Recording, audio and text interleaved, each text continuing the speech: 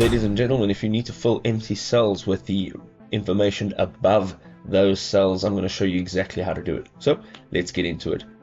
So what we need here, you can see we have departments and there's some blank spaces over here, right? So what we need to do, first of all, is we need to select all these blank spaces. Now, in a small sheet like this with very little data, it's easy to just go ahead and select them manually.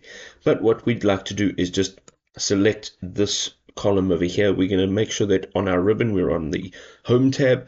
Let's go across and let's say Find and Select. And we're going to go to Special. And here we want to make sure it's selected on blanks.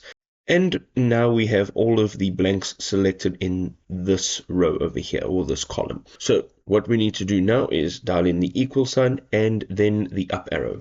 Now, as you can see over here, this is going to be equal to the cell just above. And to make sure now that this formula is copied into all of the blank cells, you're going to hold in Control and hit Enter. You'll see now that all of these cells have been filled with the data from the cell above.